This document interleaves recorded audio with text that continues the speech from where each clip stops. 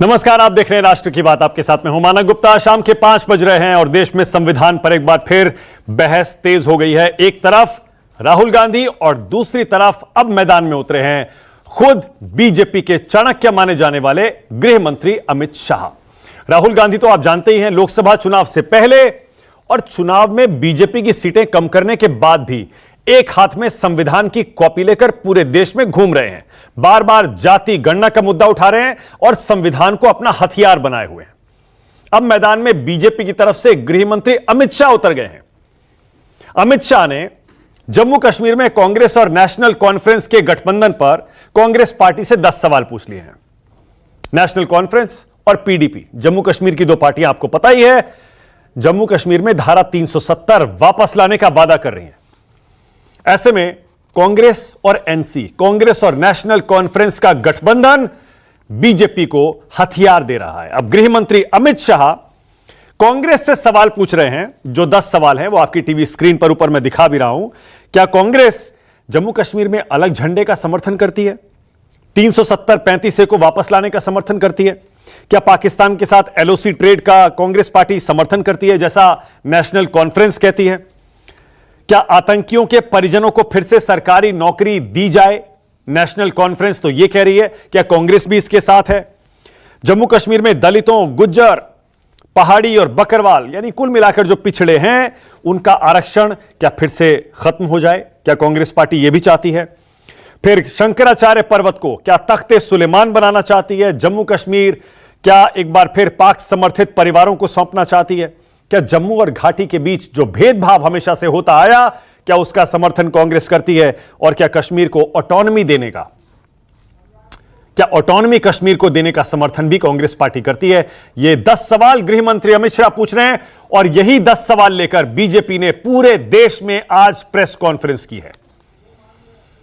एक बार फिर से संविधान का हवाला देते हुए कांग्रेस को बैकफुट पर धकेलने की कोशिश बीजेपी कर रही है। उधर राहुल गांधी आज प्रयागराज पहुंच रहे हैं।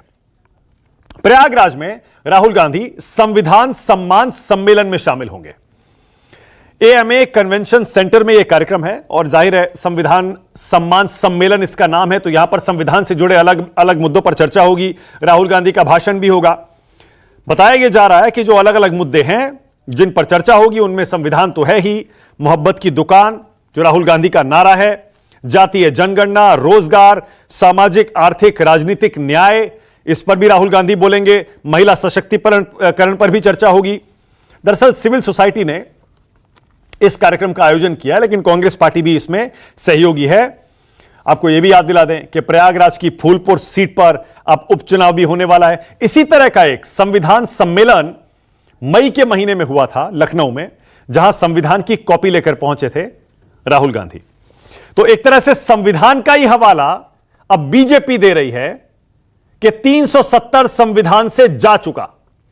क्या 370 वापस लाने का समर्थन कांग्रेस करती है? क्या बीजेपी की चुनौती। और राहुल गांधी एक बार फिर संविधान सम्मान सम्मेलन में शामिल होकर संविधान के मसले पर ही बीजेपी को घेरने की कोशिश करेंगे। दरअसल बीजेपी अब फ्रंट फुट पर संविधान के मसले पर इसलिए आ गई है क्योंकि जैसा मैंने बताया, कांग्रेस और नेशनल कॉन्फ्रेंस ने राज्य के विधानसभा चुनाव के लिए गठबंधन कर लिया। फारूक अब्दुल्ला ने बताया सभी 90 सीटों पर यह गठबंधन होने जा रहा है। अब बीजेपी इसे मुद्दा बना रही है। अब यह तस्वीर जरा एक देखिए।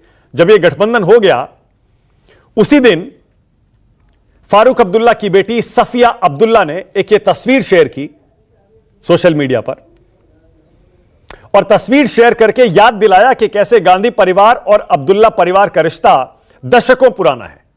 यह तस्वीर 1986 की है, तंगमार्ग की। और सफिया जो कि फारूक अब्दुल्ला की बेटी हैं, उन्होंने इस तस्वीर को याद करते हुए यह भी लिखा कि अब जब नेशनल कॉन्फ्रेंस और कांग्रेस का गठबंधन हो गया है, यह तस्वीर मुझे याद आती है। इसमें अपने दोनों बच्चों के साथ राजीव गांधी और प्रियंका गांधी आपको दिखेंगे और अपनी 4 बेटियों और 1 बेटे के साथ, उमर अब्दुल्ला के साथ फारूक अब्दुल्ला और उनकी पत्नी दिखेंगी। यह तस्वीर सिर्फ आपको यह बताने के लिए कि गांधी परिवार और अब्दुल्ला परिवार का रिश्ता कितना पुराना है। अब बीजेपी इसी को मुद्दा बना रही है। संविधान के मसले पर कांग्रेस को चुनौती दे रही है। योगी आदित्यनाथ आज इस पर क्या बोले, जरा सुनिए। श्री राहुल गांधी से पूछना चाहता हूं कि क्या कांग्रेस नेशनल कॉन्फ्रेंस के जम्मू कश्मीर में फिर से अलग झंडे की घोषणा का समर्थन करती है? कांग्रेस ने नेशनल कॉन्फ्रेंस के साथ गठबंधन करके फिर से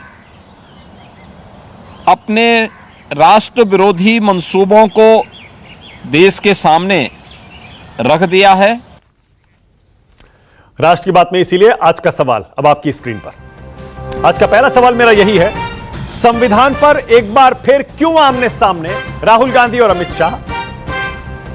और दूसरा, जाति वर्सेस धर्म की जंग में कौन जीत रहा? आप भी समझ गए होंगे मैं इसे जाति वर्सेस धर्म या मंडल वर्सेस कमंडल क्यों कह रहा हूं, क्योंकि ऐसा लगता है बीजेपी अपने धर्म और राष्ट्रवाद के मुद्दे पर आगे बढ़ रही है और कांग्रेस एक बार फिर जातिगत जनगणना या जाति संविधान के मसले पर आगे बढ़ रही है। राष्ट्र की